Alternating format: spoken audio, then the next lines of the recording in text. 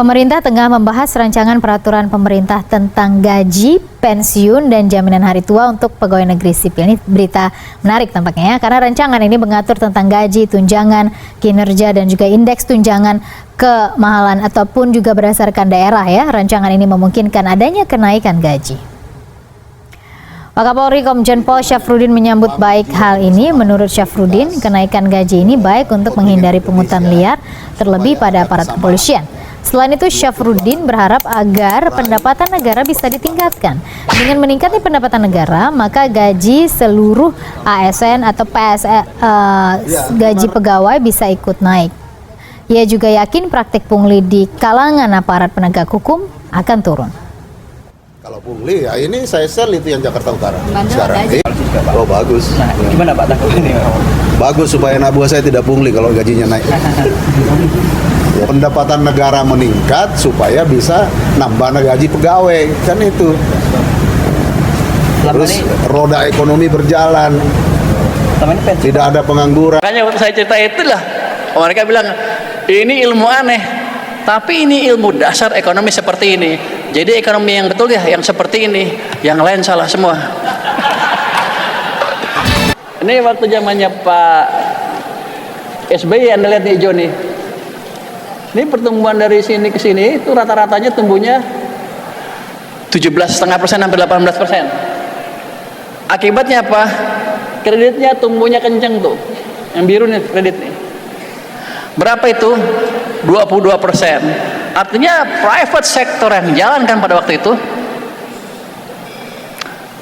Lihat zamannya Pak Jokowi. Tiba-tiba uangnya turun ke sini. Ini kadang-kadang 2008 sampai 2009 ini, 2018 2019. Sebelum Covid rata-ratanya udah 0. 2 tahun sudah direm ekonominya.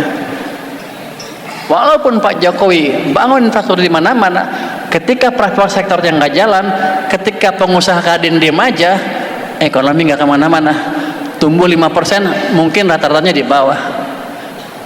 Ini.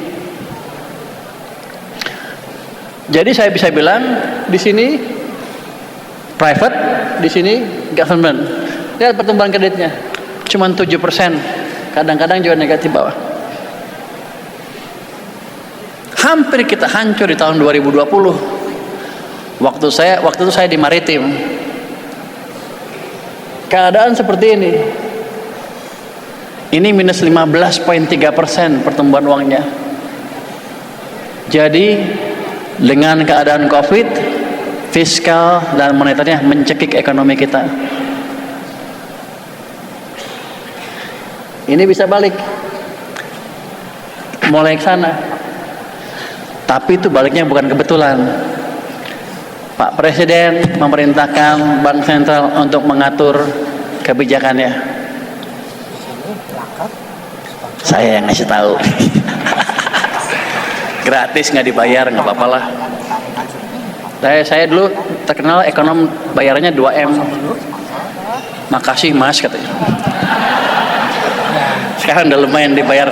Pak Prabowo bayarnya lebih gede rupanya. Ini sampai sini Bank Sentral masih negatif. Bank Sentral udah membantu tapi masih negatif. Ini dari sini ke sana apa yang terjadi? Kita paksa Kementerian Keuangan memindahkan 300 triliun dari BI ke perekonomian, ke bank-bank komersial. Akibatnya MNO-nya tumbuh seperti ini, nggak lama kredit juga tumbuh kencang seperti ini.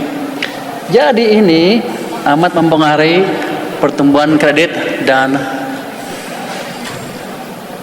pertumbuhan swasta sektor real. Waktu kemarin saya balikin uang itu 200 triliun, itu bukan langkah baru, pernah dilakukan di sini. Cuman karena mereka nggak ngerti, mereka cuma jalanin perintah. Mereka pikir itu langkah kebetulan. Tidak, itu langkah by design. Yang ini pun kita sudah punya pengalaman dan kita jalankan langkah itu karena kita sudah punya pengalaman tahun-tahun sebelumnya. Jadi saya kelihatannya pinter, padahal enggak. Dulu dikerjain, tapi emang gue yang nyuruh sih. Ya nggak ngerti. Orang nuduh saya. Ini waktu lontor ini nih, mereka bilang apa? Purbaya ngabisin uang pemerintah 200 triliun. Padahal yang saya lakukan apa? Saya pindahkan uang dari bank sentral ke bank komersial, BUMN, dalam bentuk seperti tabungan, deposit ongkol. Uangnya masih uang saya. Jadi ini balik, ekonomi recover, uang gua masih utuh.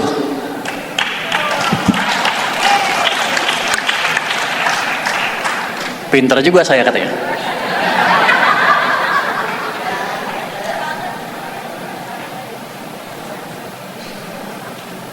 Itu seperti hal yang gampang.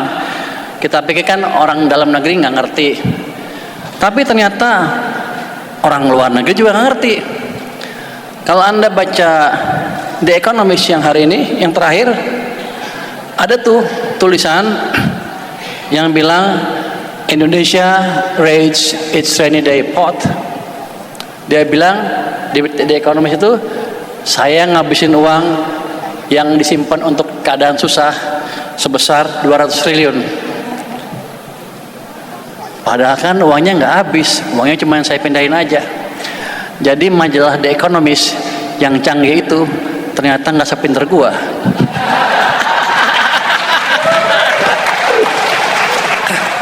Jadi gini, kalau saya aktifkan, ini kalau Anda baca yang hari ini, Pak Tantoy baca betul deh, dibilang saya salah, saya ini, gue bilang dasar majalah bego. Oh iya, ya dong, kan dia banyak ekonominya kan harusnya. Ternyata emang dugaan saya betul, dia nggak sepinter saya. Jadi kalau saya hidupkan dua-duanya ekonomi, fiskal, moneter dengan ini mesinnya dua tumbuh, saya pikir 6 sampai 6,5 bisalah. Nanti Anda akan mendapatkan keadaan ekonomi yang beda dibanding sebelumnya.